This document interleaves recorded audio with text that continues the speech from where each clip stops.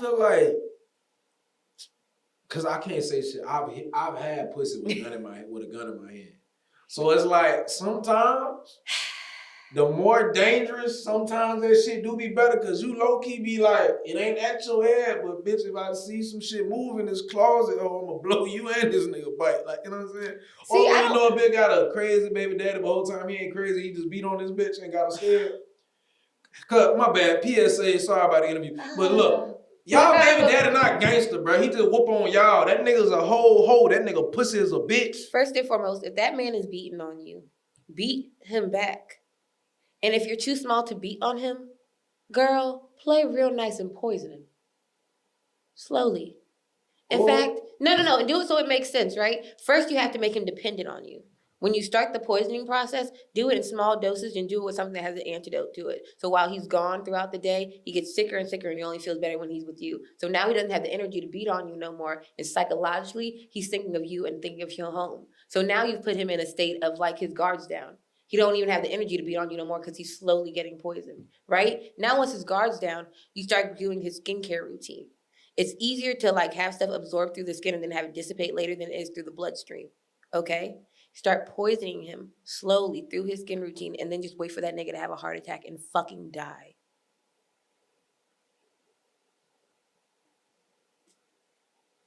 Well, don't put your hands on women. Don't be women.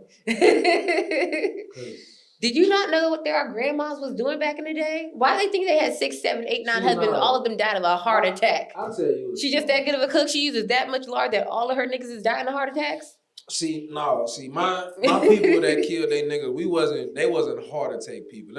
I'll tell you a little quick story. My Aunt Pat, she had a nigga she was married to. They going through their shit. They separated. So one day she at the house, she cooking a pot of greens. This nigga walk in the door, looking at the pot of greens. He sitting up, oh, that look good. She see this nigga from the side. She said, hey, get out my pots before you die. Nigga thinking she joking. Nigga, ha, keep kidding. So nigga done took a scoop of greens, bowl of rice. From what she said, it was a big ass bowl. Shout out to Aunt Pat, you free. But motherfucking, no, not Pat, Peggy, my bad. But goddamn, he eating at the stove top. She grabbed that butcher knife, stabbed that nigga in the chest. She said, now didn't I tell you get out my pots? I cried out my house and died. You know what that nigga did? Cried out her house and died. Goddamn on that motherfucking front porch. We had a little going away party for her. She only did 5 years though.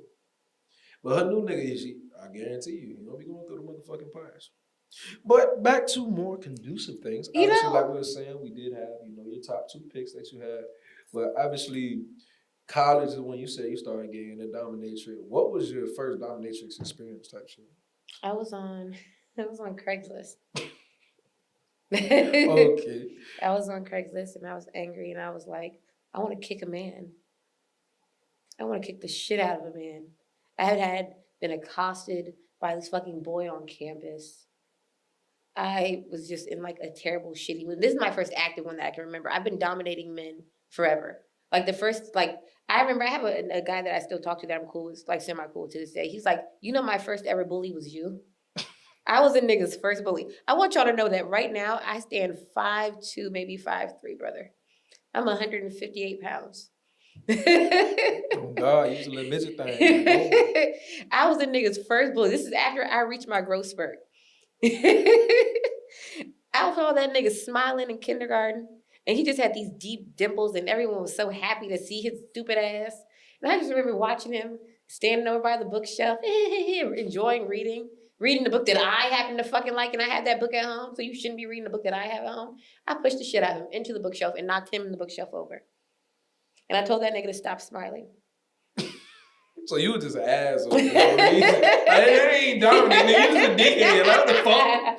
Nigga can't read? Like, damn, bro. I've been being mean to niggas forever. Like, even my family. Like. So you one of them little girls, you like, ugh, the whole time you just like a nigga type shit. No, I'm just mean. The whole time I'm just mean.